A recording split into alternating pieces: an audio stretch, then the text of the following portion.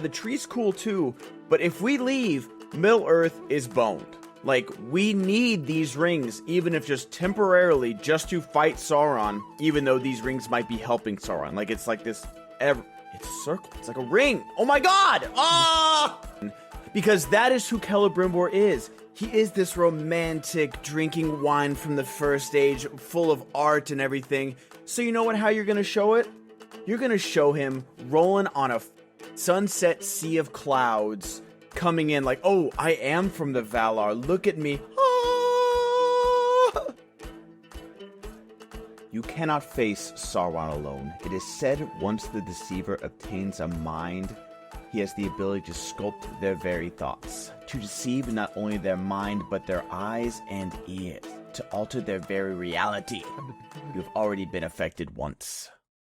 She's still affected though, right? Am I right? Affected, am I right, guys? Hey.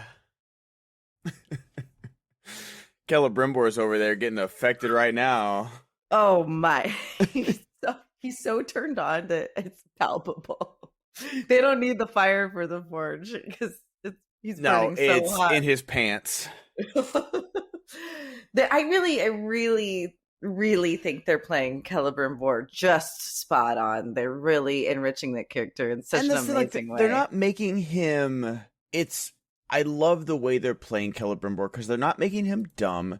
They're making him proud. And he's in Feanor's shadow, and he doesn't want to be, and that's okay.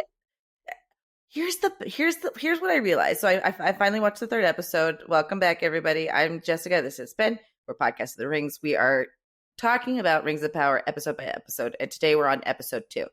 And I finished episode 3 yesterday, and it's not a spoiler for episode 3 because we're trying to stay in the pocket of each episode. That quote is perfect. Because what better character is there to have shape a whole series around than the character who knows the inner desires of everyone? Yes. Because nothing's more interesting than what is driving a character. Sure, battles are awesome. Sure, the storyline and all that. But knowing what Galadriel wants, knowing what Elrond, knowing what the dwarves want when we get to that, that's the num stuff that you love. You gotta work on your nums. I did it because it's yours. I just was paying homage to it. I want you to join me. Okay. No, that's not even. That was good. That was sneaky. It reminds me of my aunt years ago when I was a kid. She goes, if I could get you anything in the world, what would you want? I was like, a bag of Tootsie Rolls. I wanted a bag of Tootsie Rolls. Rolls. Okay. I was a thin kid. I didn't have to hide food. I say that because my sister did, and it was really sad because she was shamed about her weight and all those things. I was allowed to have a hidden bag of Tootsie Rolls, and my aunt killed it. It might as well have been a drug bag full of the long Tootsie Rolls. The long ones. The short ones, the fat ones. It was all of them. I don't know what store What's your favorite one? Is it the long ones, the short one, or is it the rectangle ones? I mean, the rectangles just hit different. They hit so different, dude. I'm so glad you like Tootsie Rolls. I was waiting. I was hoping we were on the same page because it's not close. But a lot of people don't like Tootsie Rolls at all. It actually reminds you know Yoo-hoo. Have you heard of Yoo-hoo in your life? Not a long time, but yeah. It's chocolate milk water. It's not chocolate milk. It's chocolate water. And Tootsie Rolls are like the hardened condensed version of that. And they're both great. They're weird. Did you ever eat are they called Reese's? Not the peanut butter cups. What were they called? Not the Reese's Pieces. Not the Reese's Can't Pieces. Can't get on those. That's not me. I can't do those. Alex is a Reese's Pieces dude, and I can't. Maybe I'm thinking of something different. I don't know. I actually have no even context for what you're thinking about. Reason. Riesen. Are you my father? No, and that's the thing is that I ate so many of those as a kid, and then later in life I was like, oh, this is an old person candy. You didn't know. I didn't know. I ate we had bags of them. They're so old, dude. They're so old, but they were so good, like the soft outer shell and like the hard, like I understand why they're old person candy now. But they weren't like Werther's Original or some shit like that. Like, that's straight up old person candy. Like, you can't tell me there's a better thing than Werther's butterscotch. It is just Terrible. so good. Okay, well, we can't align on everything. On everything. The road ends Werther's somewhere. butterscotch are great. I love them. But yeah. Saltwater taffy, what are your thoughts on that? I'm okay on it. My mom, I think people other than us, like, because I'm West Coast, associate going to Maine, going to a small town, getting saltwater taffy, looking at the ocean. That's not where I'm at. Yeah, so. there's like the Central Coast, like Pismo, San Luis Obispo. That's where we'd always go to the beach growing up, and they had like a big like candy store, and saltwater taffy was just the rage. I think I had it was one of those things where like you're like, I need to try this. Everybody's liking this. Something's wrong with me. Yes, and so yes. you try it like a handful of times, and it just never. Here's the thing. Never. If it's a bag and it's the only thing there, and the banana flavor still exists, and like whatever, I'll nosh on it. But like, I always regret the flavor I have. I don't want I get it if you like it. Good for you. It's a wild candy. It's no Tootsie Roll. So my long-winded point is, what they're really trying to like drive into us here is Sauron knows what to do in every situation. Halbrand, Anatar, all those things. And it's great. And that really does change my perspective on season 1. It really does. Even the little elf guard, the little cutie pie elf guard that's just like, oh no, you've got to go, dude. And then all he has to do is turn his back and my back with the whip marks. Oh, do you think I could just rest here for a little bit? Oh, I'm so sorry. The fact that these people are so unperceptive to know that they're being played like a fiddle is wild. And that like goes into like my original point of like, it's easy. And I'm not saying like the Lord of the Rings movies were easy to make or anything like that. Not at all. We saw the craft that it took to make those brilliant pictures. Sure. But it's easier to make these angelic beings angelic and wise and immortal when you don't spend any time with them. I just saw a article about Hugo Weaving, and I'm not surprised because even Kit Harington said this. Like, I'm not going to watch House of Dragons. Good for them. And I'm not going to watch. And Hugo Weaving's like, I'm sure Robert's great. I'm not going to watch it. I spent too much time there. Yeah. Hugo Weaving was only on screen for a combined, all 6 movies, 20 minutes. That's what I'm saying. Like, so you can paint a picture of these perfect, infallible beings, Yeah. And they're not, I don't think. Like, I'd love to see, like, I could probably Google Cate Blanchett. Is probably on screen for 5 minutes. Screen time, Lord of the Rings. It doesn't have it. Why?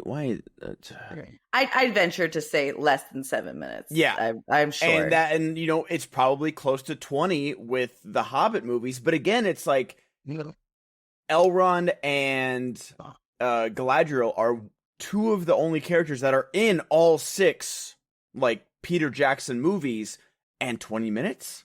And so that's the thing, is that I remember saying this, like, even especially about Morfydd Clark, where the Galadriel we know of Cate Blanchett is barely on screen. She's always bathed in white light and doing nothing but perfection.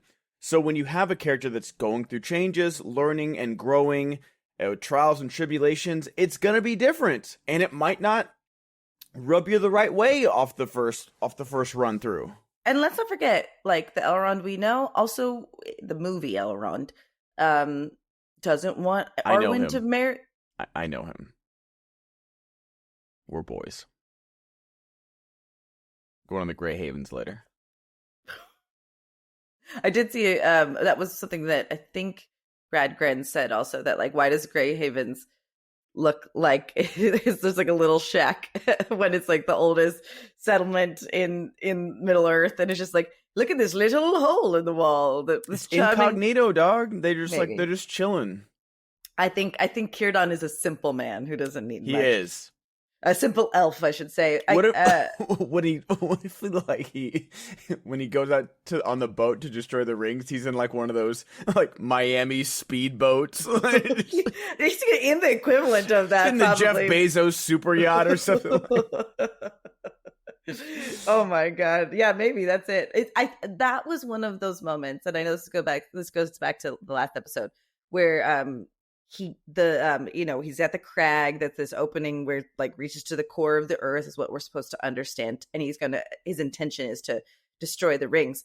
The way that the lava bubble, I guess, or the air pocket like rocks his boat, that was the one gimme that they get. Like, all right, he's about to throw it in the ocean and he gets knocked and it throws it back into the boat. I think that was kind of what rubbed me the wrong way too. Is it's kind of like a repeated beat. Like he drops the rings and then he's like, "Oh, look at these!" And then when he goes back to Linden, they drop the rings again, and Galadriel's like, "Oh, look at this!" It's like, can anyone just be handed something and just like look at them? Now that I'm saying it out loud, it's the rings pulling themselves back. If we're gonna do this, that makes sense. I think that's really what it is. I think if they're really making us think that Sauron this is part of his larger plan. Sauron has influence over these. He did touch the mithril. He makes a point of it in episode 3, which we'll get to. I think the rings are choosing to come back. They're not ready to be destroyed. Does he ever touch the mithril for these 3 rings? The first thing he did for these. Yeah, when he's working with the metal, by the way. Yeah.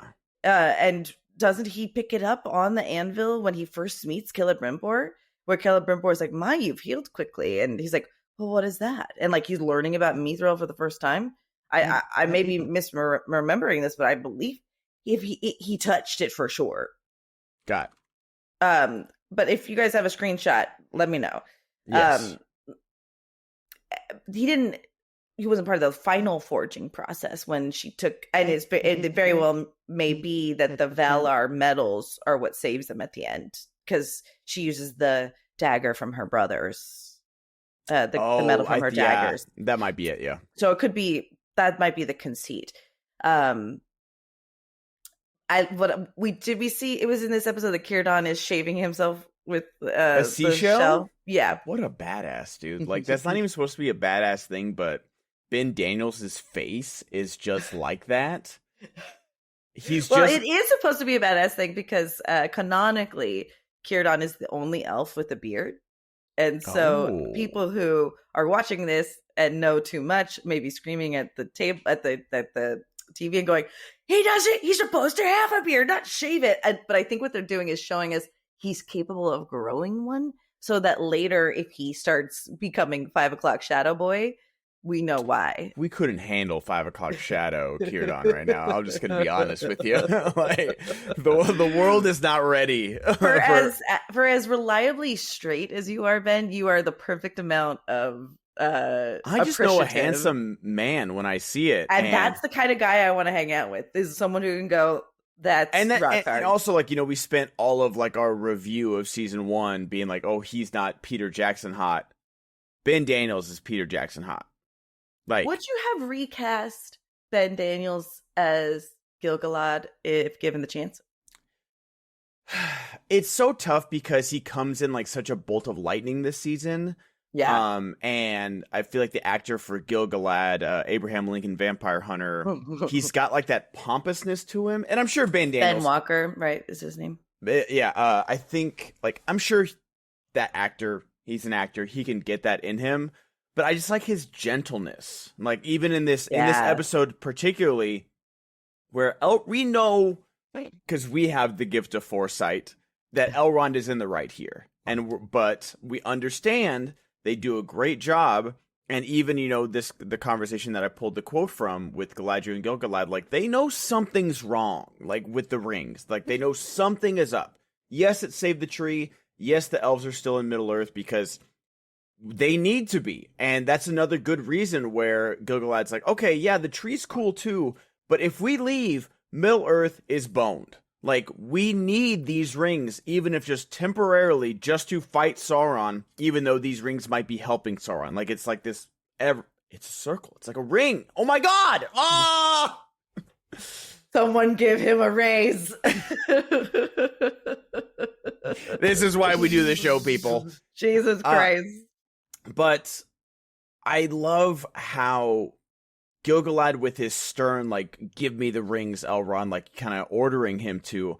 I love that, it's like a good, almost like a good cop, bad cop kind of thing, where it's like, oh, like, would you throw away the poets of this elven poet because they were a drunkard? Like, just because someone has lost his way doesn't mean you need to throw them away. Like, it's beautiful.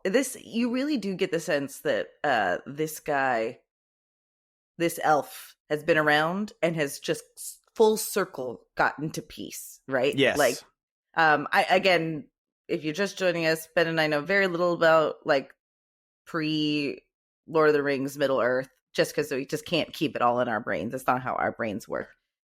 Which is why we are TV content producers. Like, you know what I mean? Like, that's really why. But it kind of reminds me, now that we're talking about him this way, of like Captain Picard from Star Trek. Like, you can tell that Patrick Stewart's Picard had a rough go of it, and it was an angry man up to this point. And we're seeing not the remnants of that, the culture of him now. We're seeing the improvement of that man, the man who's been through it all and knows that the hot-headedness is not it might have gotten him here today, but it's not going to solve the problem tomorrow. Yeah. And Keon is like, and you know what? It's so good. And it's refreshing because, we talked about it last episode we just talked about it now with Hugo Weaving and Cate Blanchett compared to Morfydd Clark and Richard Aramayo. It's like, yeah, these are little baby elves growing and stuff like that. And then our other elf of like Gil-galad, who's like this stern kind of a-hole in the first season, where you're just like, no, why are you talking like this? Like, Sauron is coming back. You got to listen. It's nice to have a wise old elf. Totally. It's nice to have a Lord of the Rings elf with us here, where it's just like, yeah, this guy is just kind of chilling. Maybe he'll make some mistakes down the road, but like, he's got a different perspective. He's not being rash or emotional or, anything like that. He's just kind of like, yeah, dude. He knows Elrond's hiding there. Like, that's just such a lovely moment. He's like, you can stop hiding. You've been in my, like, it's so charming. That's elf. And listen, I'm not upset that we're getting to experience a bunch of different types of living. Yeah. I will say, I didn't know this because I just don't read the trades like all the people. I didn't know that there's going to be like a Gandalf biopic. There's going to be an Aragorn biopic, apparently. Alex was telling me about this. I don't want that. No one wants. Look, you just watch Wolverine's origin. That's how I feel about this. Like, but even like in Wolverine's origin, at least you got Hugh Jackman in there for the whole thing. Which we're not going to get Viggo Mortensen. It's the only the entire time while I was watching Wolverine, when he's in Japan, I'm like, leave, bro. Not your circus, not your monkeys. What the fuck are you doing here? It made me so angry. And the thing is like, we're seeing this play out on bigger stages with Marvel and Star Wars. Granted, this is not a Disney, Disney hasn't tainted this yet. Right. It's failing when you start trying to tell too many stories at once.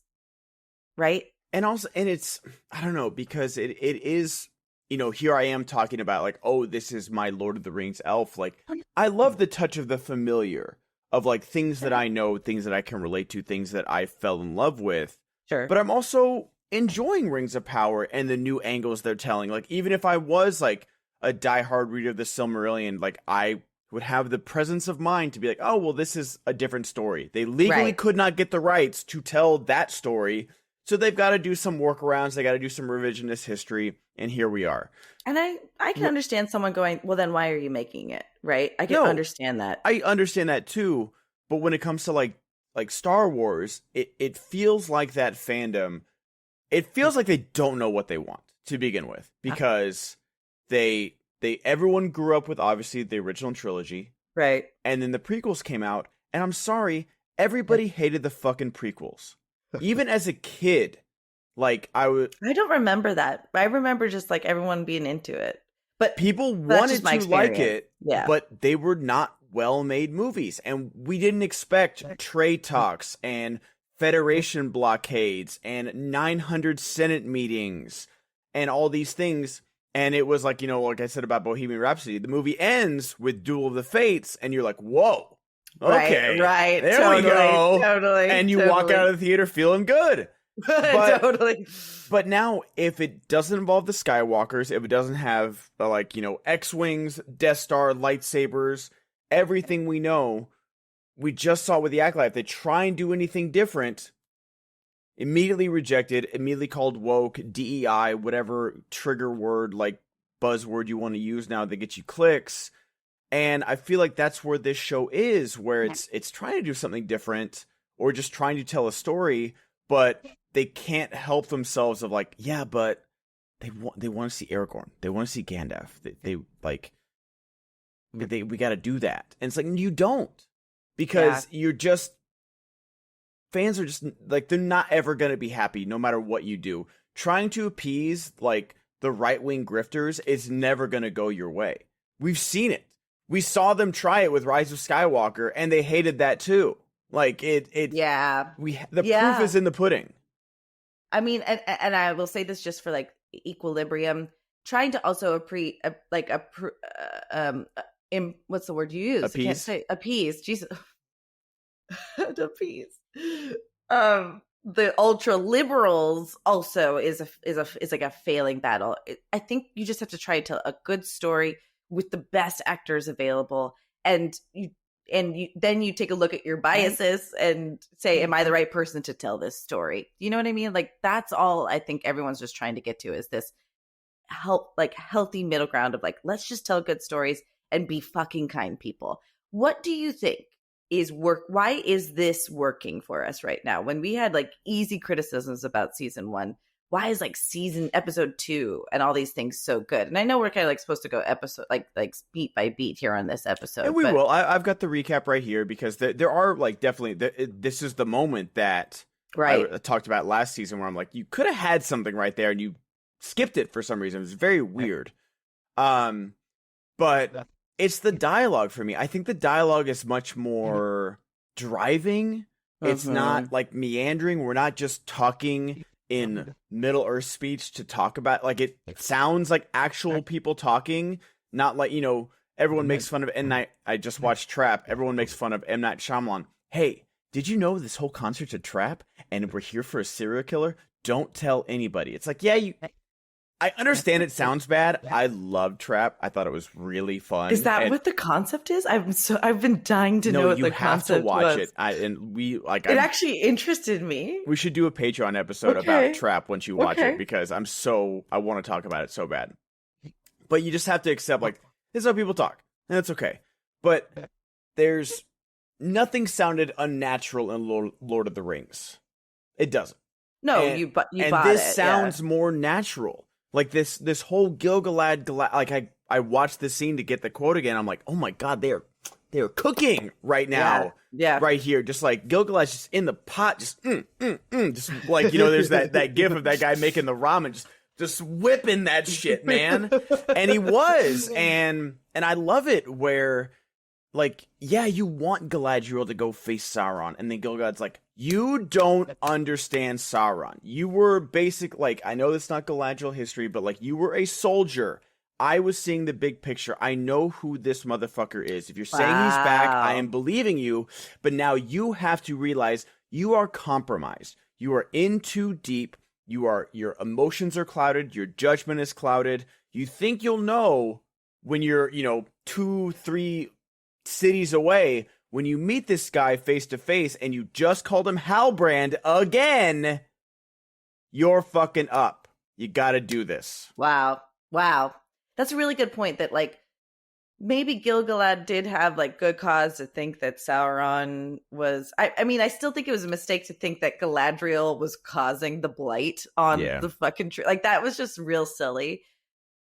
But Gil-galad is it's also really jarring when they call her commander, because I forget that she was the commander of the Norman, it's just jarring. Yeah. But he is supposed to have the bird eyes perspective. Do you know what I mean? Yeah. That's why it actually is dumb. And I'm going back and further solidifying my opinion. It's really dumb when he says, Celebrimbor will be fine. To be fair, he does send emissaries there. Yeah, that's fair. But should he have let Galad? But at the end of episode 3, they're going to. But because, and this is what I love too, it's awakening these magic powers of them being able to see the future. Yes. And so Gil-galad knows that whether or not she's compromised, she's seeing things. Yeah. And so if she's seeing and and the good thing about Galadriel now is that she's like being forthright with Gil-galad in this sequence, right? Like I see him at Eregion. He goes, you know what? Then he probably is there because I'm seeing mountains crumble, and we get to that in episode 3. So, or do we get that in episode? No, this is the beginning of episode 2, and we can start that's going. Right, let's do it. Okay. So we didn't get any dwarves. That's like 2 episodes in a row going back to the finale of season 1 and beginning of season 2 that we are dwarveless, and that's where this starts. Where the show starts with seeing Mount Doom. And then a great use of the map of like showing like these veins, like the San Andreas Fault with like the darkness veins creeping all the way to Khazad-dûm. We see this beautiful sculpture of 2 gigantic dwarves and their sun windows. And then Disa and Durin, the younger, are discount shopping at the Dollar Mart in Moria right now, complaining about finances because you know what, man? Welcome to real life, baby. Fucking kicked off your pedestal, huh? Huh? No, I'm just kidding. No. Eat the rich! I will say you're totally right that the conceit of the map, this leather-bound map and all that stuff is really cool. But they still gave us a typeface lower third for Mordor. I think you need to, man. But do it on the map. I don't want to, or is it just because it's such a new land that it doesn't exist on the map yet? I don't know. Or did they double down and going, yeah, fuckers, we did this weird thing last season. We're doing it again. Well, like they're doing it with Khazad-dûm and Eregion and stuff like that. They're giving us locations everywhere. Yes, but they actually did a lower third for Mordor, not on the map. They didn't. I know they're doing that with other locations I didn't too. see that. Maybe I didn't notice that. Yeah. Okay, maybe just so traumatized from season 1. I don't blame you. That's still possibly the worst decision artistically they made. Anyone's ever made. What really bothers me about this scene, I love it, and again, I'm like, ooh, this is num for me because I love Disa and Durin together, and they're just so wonderful.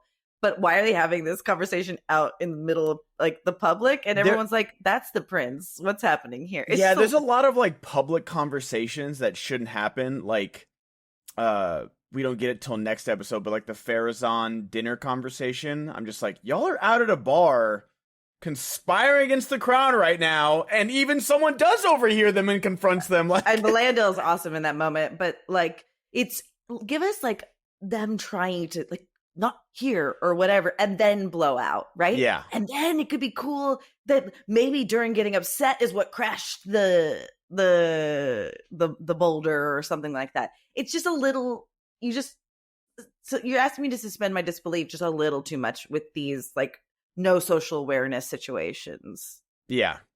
Okay.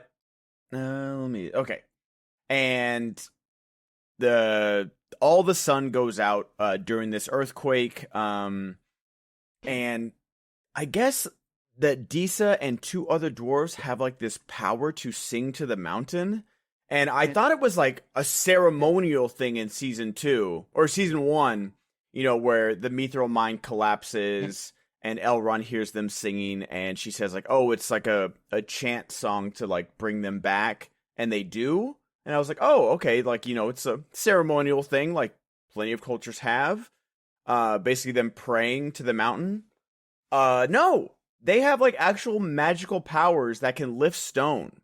How do you feel about that? Is that what you think, they can lift stone? I didn't think that they could lift stone. I thought it was like speaking to the stone to reveal paths. The stone literally moves when they sing. No, I thought the stone fell. I thought like the windows like reopen while they're singing, and then no, because they failed at what they were doing. I know. I'm saying okay, the stone moved while they sang, and then like they couldn't do it, and so they say they've lost connection to the mountain. You know what? Maybe I just didn't have good resolution on my television. I thought what happened is they were trying to sing and communicate with the stone, and what they said was that it will reveal the path that we should dig because they couldn't find one.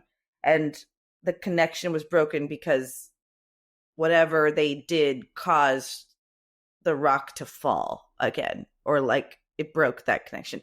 I may be misremembering how that went down. I don't know. It seemed like their singing literally tried to move the mountain, and they, I guess, had succeeded beforehand, but hadn't now, because that's like a full thing of like them losing connection to the mountain. It's a big deal. Yeah. Yeah, I'm not saying it definitely is something. They're definitely able to communicate. And I kind of got that in season 1, was that like they're to me it feels like a bat with echolocation. They're able to sing and resonate and understand the soft and the hard and the difficult parts of the mountain. That's what I got. I'm going to go scrub through while we get to the next part, though, because now I'm really confused. So, I mean, I think we jumped the gun a little bit last episode where we talked about the witches reforming. That happens this episode, not episode 1. Oh, no. But we can talk about a little bit again where the gold mask guy comes and says that he's going to kidnap the stranger. And we talked about all that. We talked about Kieran Hines. I've heard rumors. I'm sticking with my blue wizard theory. I'm not saying it's my theory. I'm just I jumped on the bandwagon in our review last season. I think that the stranger is a blue wizard. I think that's right. It's because we don't know anything about them. The only thing that's kind of keeping me from that, and I've seen this, is like the whole naming thing.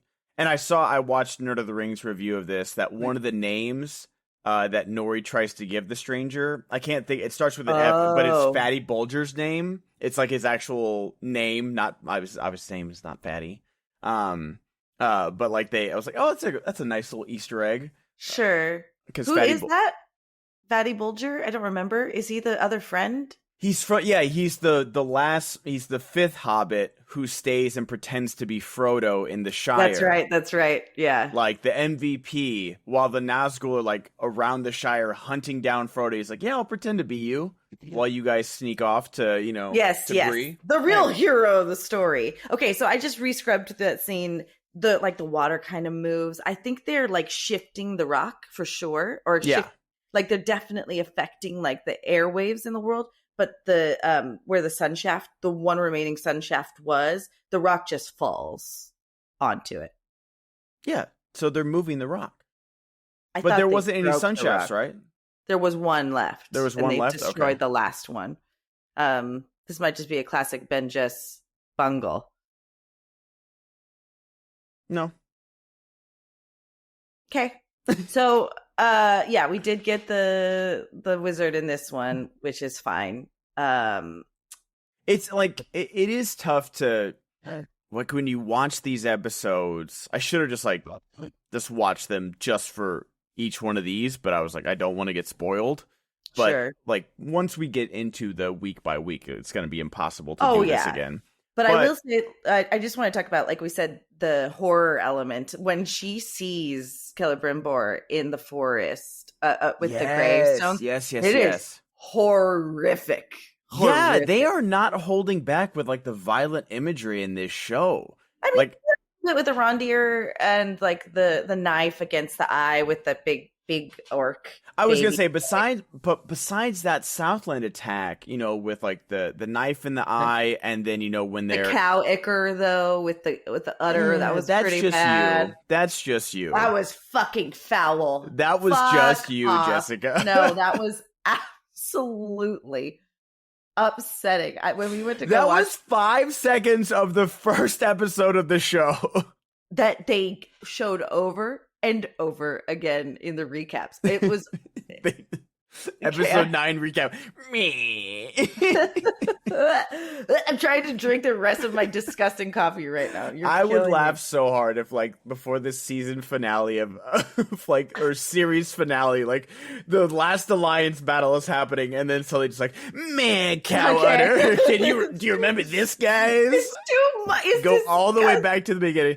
Like, they're literally gonna pay Bronwyn's actor residuals just to show her doing the me. No, it was Arandir, I think. Arandir's like, oh god, oh no, it's too much. I hate that we're talking about it right now. But yes, the Celebrimbor forest scene where he's like just spiked off by a tree. It's kind of wild.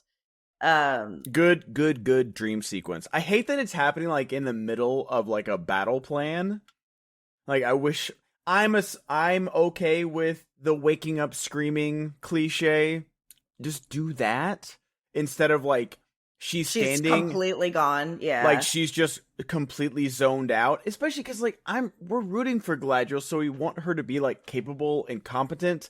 And it's like, dude, you're daydreaming in the middle of the battle report where they're like, oh, we sent scouts and we found, Sauron going into Mordor with Adar, but then we lost him somehow.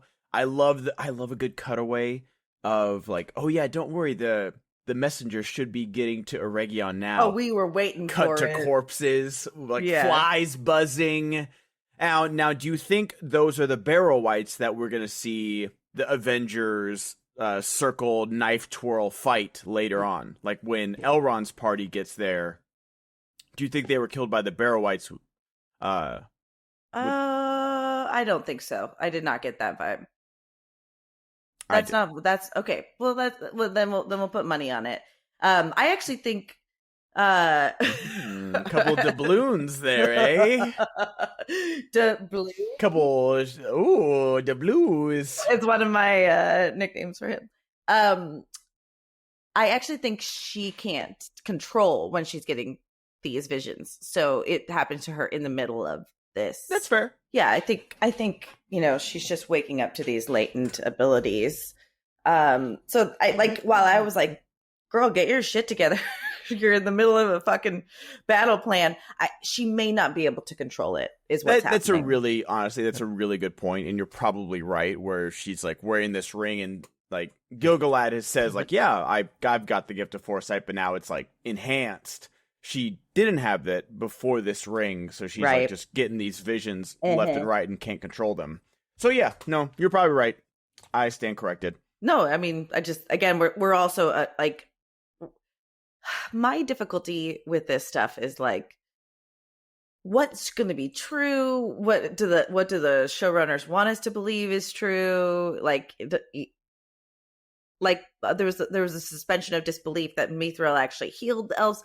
There's always the question mark of like, is this just a red herring or not a red herring? I always say that wrong. What's the thing where it's like, hey, look over here. This is the thing you care about, but red herring. I think red herring's right. Yeah. I always wonder if something's going to be a red herring, but I do think that that's what this is at this point.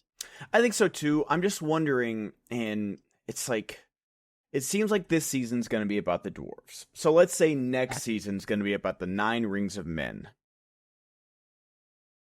Then what? Like, I don't know. I don't want to say then what like that, but like, we definitely don't even have like 9 human characters we can give rings to right now. Granted, we don't have 7 dwarf characters we can give rings to right now. We really don't. Although it just may not, like they may be getting spread around. You know what I mean? Yeah.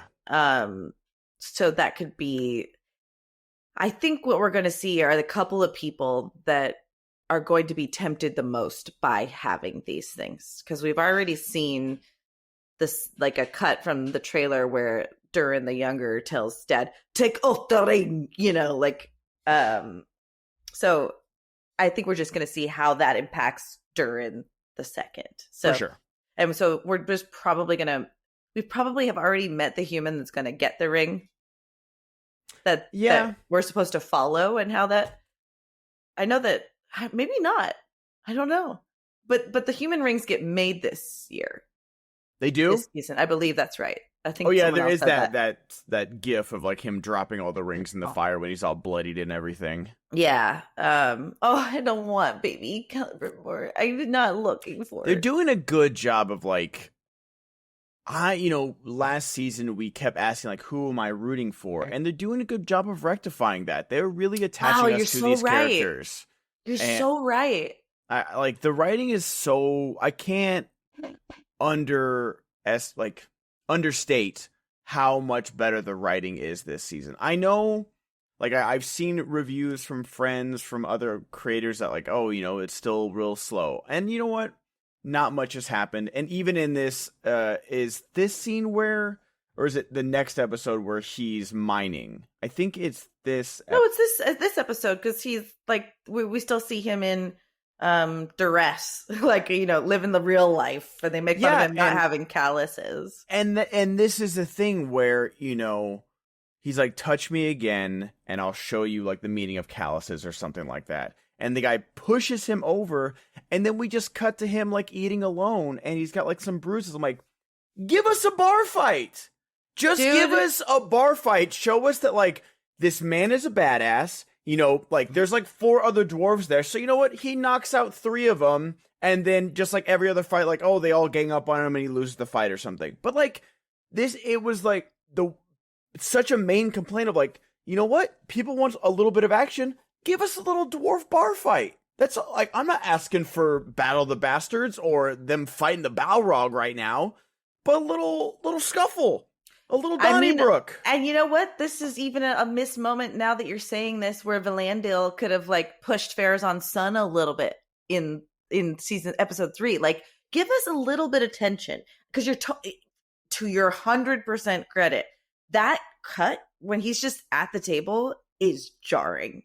Especially we needed something in between. There's got to be, but even in this thing is, I'll defend the Farazan Valandil thing because it's such a good threat. And it is. It really is. The little bitch ass son is just like, oh, I apologize with my fucking little turkey neck ass motherfucker. Like, oh my god, granted. That's a face you want to punch. He is the most punchable face. Like, he is like the Joffrey of this show for sure, with less power, but just as annoying. But if it would have been the same if like he had pushed Valandil and then we just cut away. And it's like, no, you can't have someone drop a dime like that of like, if you touch me again, something bad's gonna happen to you. Yeah. He does. And then you cut away. Right. No, like, these are our main characters. Let me see Durin kick some ass. You can have him. I don't think the guy touched him again. That's what was confusing. He says, touch me again, and then the guy backs off, right? And then they cut. I don't think he pushes him. No, the push is first. He pushes him, and he's like, touch me again, and then Durin turns around, and he gets pushed to the ground. Okay, then I'm really seeing a different TV show than you are. Yeah, I mean, do your scrubbing it. I know it's right there. I'm scrubbing. We're doing the scrub. It's happening. And so it's such a jarring thing where it's like, dude, give us a little fight. I'm not looking for, you know, the lobby scene from The Matrix or something like that. I'm not looking for the Raid 2 kitchen fight. Just a couple of dwarves just throw, like, because you know this happens. These are dwarves. They're gonna scuffle all the time. That's what I really liked about that scene. I was like, oh, this 100% happens in the mines. These guys fucking fight each other for fun. They're just like pushing him around to see what he's going to do. We also may be wrong. This might not be in this episode. God dang it. I know we really suck. The blurring of these 3 episodes is so tough, man. Yeah, I'm so sorry, everybody. But let's jump our asses over to, Disa fails. Hold on. Yeah, it's just the stones. No, it's this. It is a scene. Okay. Playhand's been polishing jewels all his life. Very funny, making fun of him. Yeah, good ribbing, love it. Only 13 hours to go. So, like, it's been a long time. 10 seconds. He smacks him in the face, and then Durin hits his hand away. Lay a finger on me again. I'll bite it off at the knuckle, which I loved that. And I thought I had the joke that they had knuckle soup because the cut happens right. Oh yeah, he does push him. I told you. What the hell? It's a weird cut.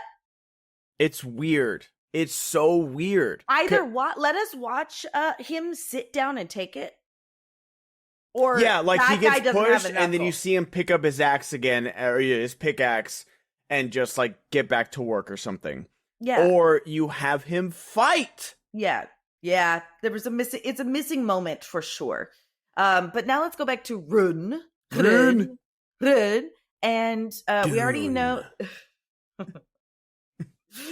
we already know that Gandhi is scared to use his powers because he can't concentrate it on a stick. They realize that they're being followed by the Jawas, and they decide to take the desert path. And this is when go ahead.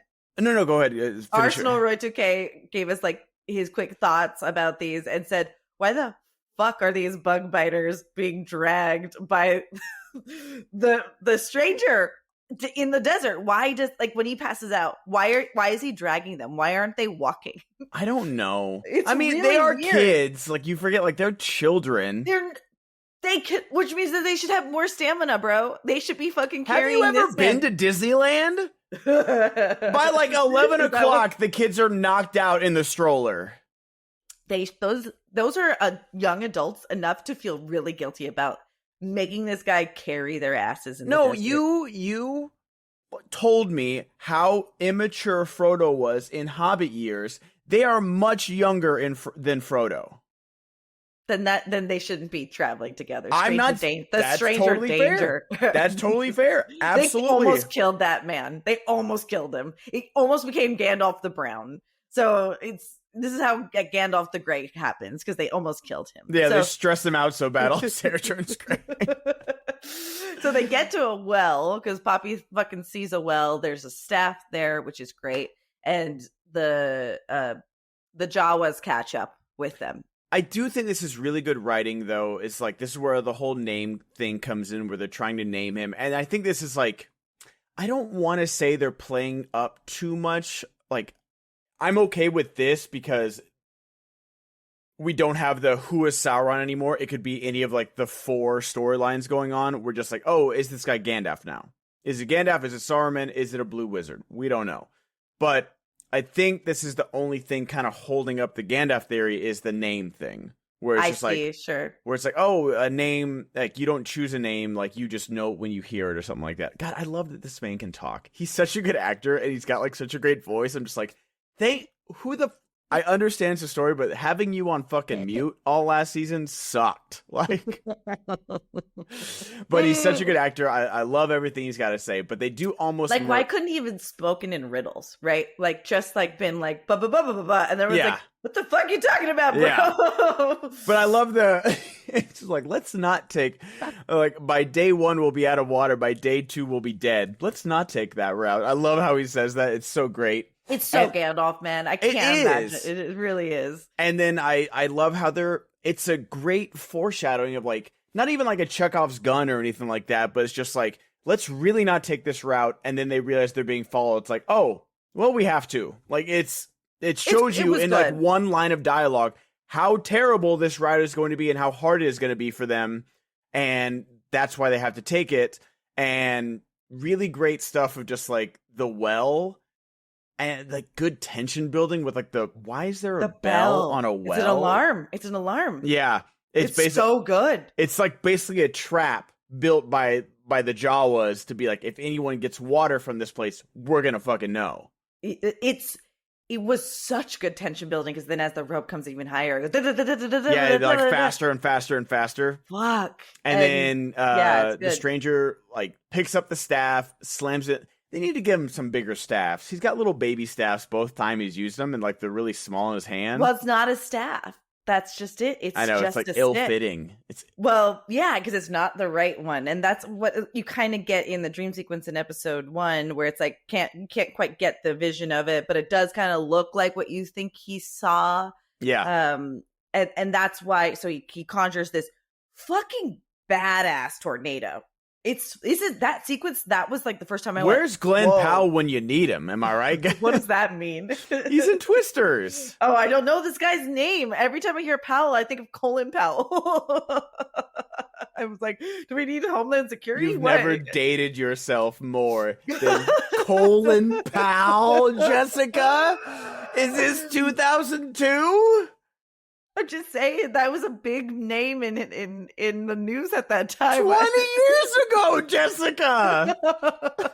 We weren't even in high school yet. I was. You're only like a year older than me, though, right? I was a junior. Or was a sophomore in 2002. Oh my gosh, Colin Powell is insane. I don't know this guy's name is Glenn Powell. Does he have 2 N's in his name too?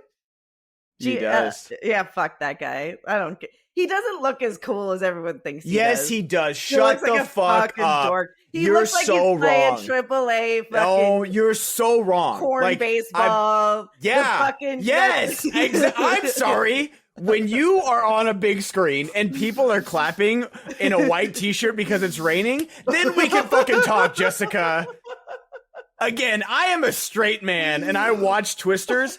I am not fucking shitting you. He walked into the rain in a white t-shirt and my theater erupted in applause. What? Unironically. What?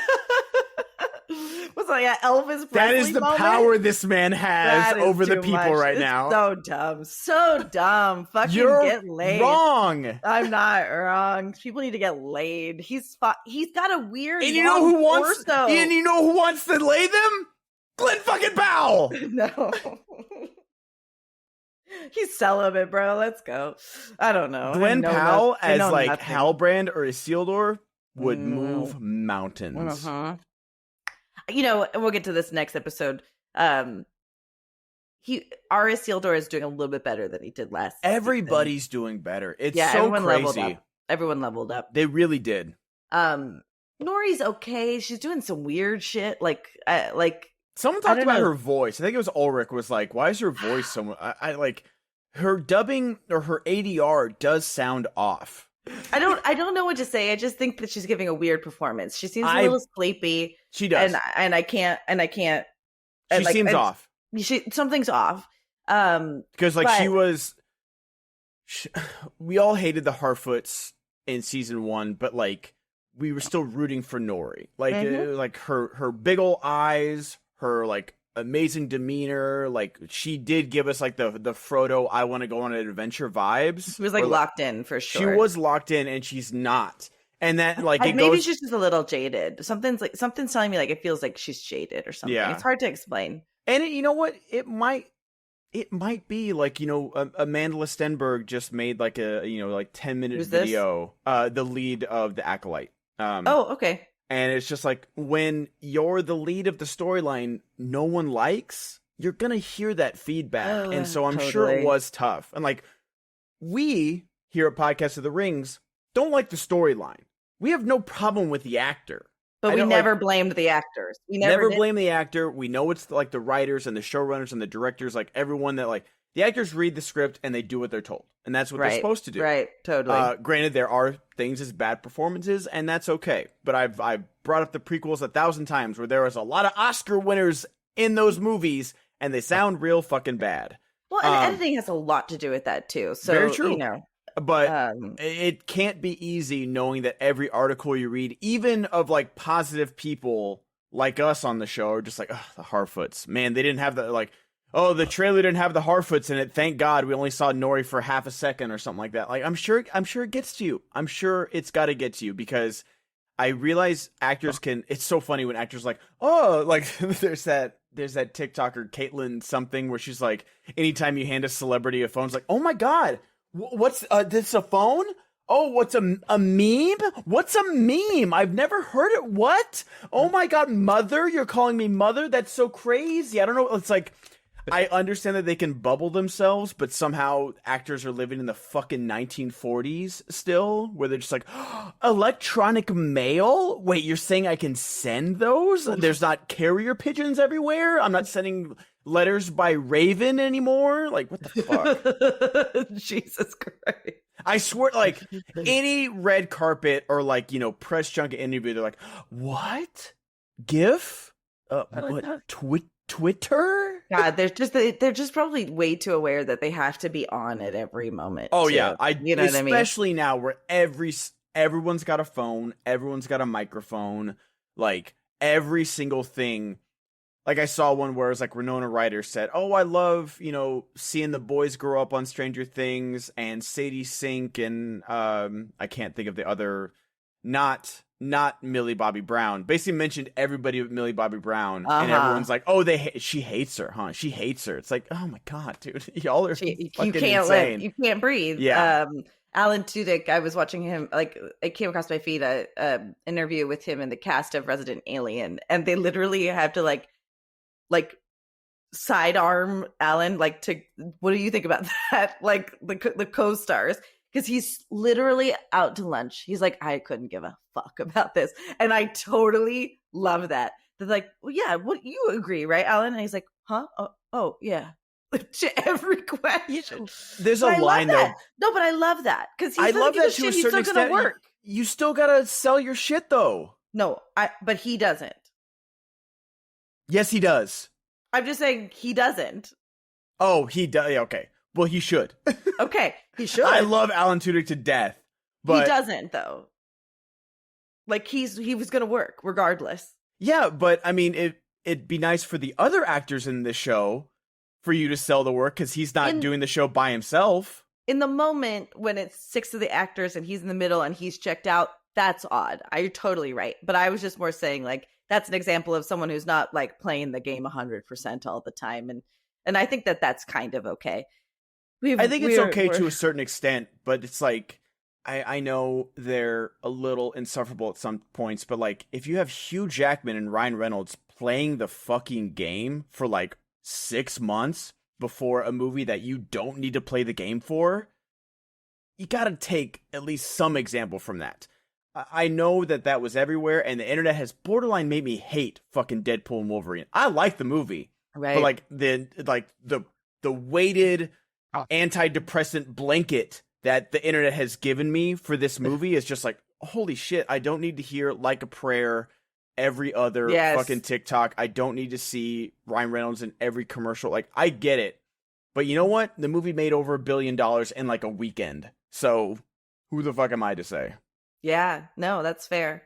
Now let's get to the meat of this whole episode, which is when Celebrimbor, like a basic bitch, goes down to Halbrand and says, "You gotta go. You can't. I'm not supposed to stay away." I know. Stay away, I know, dude. But He's I bad can relate. for you. I can relate to this so much, Ben. Oh yeah, I'm just gonna go tell him in person. We're definitely not gonna hook up. Like, it's like when you go to get advice from your friend, like, listen, I just need to tell him I'm done, and like, what's this tweet say, and like, or like, what's this? What should I say? Like, you convinced your friend even that you're gonna tell them it's over. Like, no, but I need to have closure. I need to be the one. But then I'm looking at him. Yeah, he's covered in rain, and he's so pretty, and he's hurt, he's injured. Hurt. And he has information. Like, it's the biggest mistake he could have ever made, and I totally plays him like a fucking fiddle. It's like, insane. Charlie Daniels couldn't play a fiddle like this. Insane. Halbrand went down to Georgia, people. This is what I love, is that we're getting Charlie Vickers actually getting to act. Yes. Too. We really get to see the full hilt of this, and that's what I said last episode. I'm in. You've seen the full hilt as well. Celebrimbor. Let's go.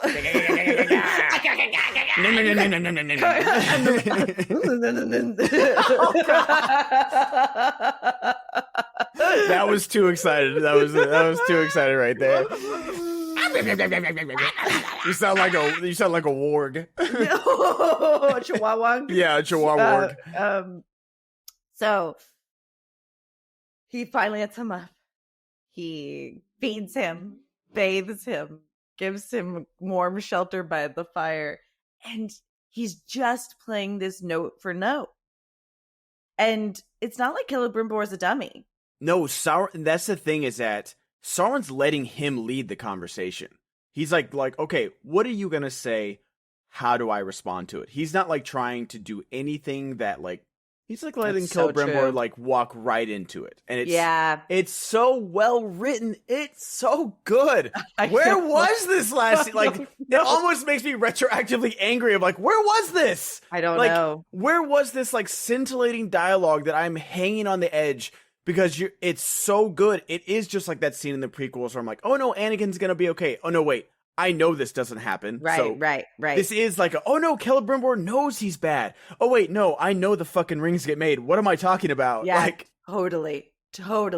And like, there's a couple moments where just in the dialogue, I'm afraid that like Sauron is overplaying his hand a little bit, but at the same time, he's just giving him enough, and it's so bad.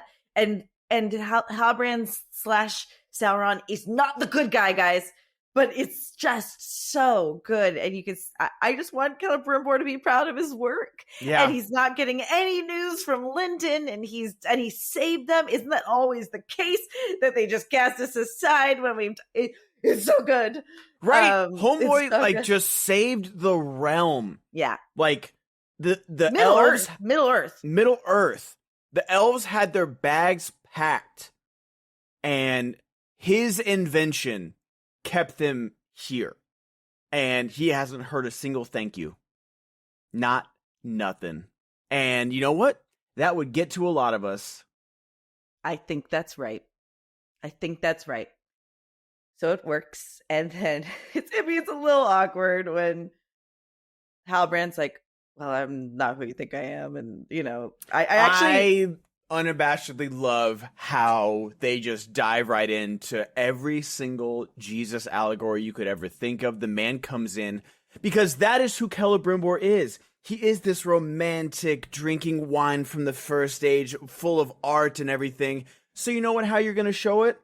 You're going to show him rolling on a fucking sunset sea of clouds, coming in like, oh, I am from the Valar. Look at me. No, that wasn't actually weird. It was the way he was talking to him was weird. But I also want to say Celebrimbor goes to grab the wine, and I'm so happy for him because he's been saving it, and he's an old ass elf, and he turns around and knocks over the wine. I gasped. It hurt. That is like $400 an ounce. Here's the best part. If we're looking at Celebrimbor as our big gay uncle that we love, he is getting a fucking full-fledged musical played for him in front of him, because he's literally on a proscenium. He's coming down to come on, he's getting a play. Yes. He's like, oh my god, he's like that gif from The Voice where the guy is like, yes, where his whole jaw becomes unhinged. Celebrimbor is sucked in. And we are too. It's so good. Call me Anata. It is. It's great. It's played so perfectly, especially because like you have Charlie Vickers, like his most beat up, his most injured, black eye, bruised, scratched up, and then he comes out immaculate with the wig, rolling in on the clouds. Oh my gosh, it works so well. Chills. I'm so in. It's so good. And Celebrimbor is gone. He's on a different plane of existence. Bye, Celebrimbor. You respect him for being like, no, I can't treat with him. It was given to me by Gil-galad and all these things. And you're like, yeah, keep him out. And you're like, why aren't you kicking him out? And then he doesn't. And then, I'm sorry, all of us would immediately fold, just like Celebrimbor did, if, like, however you want to be best presented in your mind's eye, that's what happened. Like, in the same way, like, we see kind of like, I don't want to talk about next episode too much because we've already revealed too much, but just like, how, like, he knows the buttons to push for each person. Yes. Especially, like, we got a play-by-play by Gil-galad 25 minutes ago. That, like, once he has your trust, he not only can warp your mind, he can warp your heart and your eyes and your ears. Everything. This isn't just cut to Celebrimbor immediately after that. Yes. So he's 100% seeing what he wants to see here. Yeah, and, like, I think people forget that, like, maybe this isn't happening, like, in real life. Like, if we take a third eye view from it. But we're seeing it from Celebrimbor's perspective. Right. This is what he's seeing. This is what Sauron is making Celebrimbor see in his mind's eye. And that's what's going on. You can call it cheesy. You can call it over the top. Who you are dealing with is Celebrimbor, who is cheesy and over the top and artsy fartsy. Like, this is who he is. And I buy it. I buy every second of it. Every single second. This works so perfectly. Yeah, I'm so in. I hate that, like, the episode ends and then they give us, like, the coda of, and the dwarves have been invited to Eregion. Like, a couple of the endings have been a little weird like this, or like they've had multiple endings, but it still totally works. I'm excited to talk about episode 3. We're grateful that you guys have joined us for this journey. If you're just finding us, there's so many different ways you can interact with us. We kind of encourage you. I want to encourage you now to join our Discord. That's a free thing you can join. We share memes there. We make fun of the bad takes I have. Someone, I couldn't find the comment because it must have got flagged, but someone's like, more like podcast of bad takes. And I was like, we know. I wanted to be like, also be more clever. Yeah. Dongs of Woker. Yeah, be more like Dongs of Woker. Am I right, guys? I mean, it was real something. But yeah, we have so many ways to contact us, and just we want to hear your thoughts. Leave a comment on YouTube, leave a review on any of the podcast platforms that you listen on your drive to work, or you're at the gym. 5 stars would be absolutely amazing, guys. And if you want to leave a review about a specific episode or just us in general, I would really, really appreciate it. And definitely leave a comment. Like, we've been doing more YouTube stuff. We really like this platform. We've been doing video. It's more work for Jess. So leave a thumbs up there. Just for me. Yeah, just for Jess. Just for Jess and her editing skills. And for Blue. You get a free fat cat every single time. I can't believe I was hiding him up to this point. I don't. It's truly. I need to make a nook though, because I need to make that take the record player off and put a little nook there for him to live on. But do subscribe to us. It costs you nothing. You can join our Patreon for free. You get notified when a new episode drops. We are dropping our Rings of Power episodes every Friday after the episode drops on Thursday. And our Patreon at the $5 tier has exclusive access to our Game of Thrones and House of the Dragon podcasts. So you might want to join us over there. Ben streams at TTV Strider with the instead of an E, it's a 3. It's all this information's basically in the liner notes of the episode, so you can find the out links, more guys. there. We're everywhere. This is our prime time. This is our Game 7 over and over and over again with this episode. This is what this podcast was made for. Yep. And we are going to be here every single week. And next episode, we'll be going over episode 3. And we can talk about everything without worrying what episode it is about. Finally. Whoa. We know we've been jumping around a little bit, but now we get to talk about everything. And going forward, we get 1 episode a week, and it'll be nice and easy peasy. Nom, nom, nom, nom, nom, nom, nom. Nom, nom, nom, nom, nom, nom, nom. And may our paths until next time. May our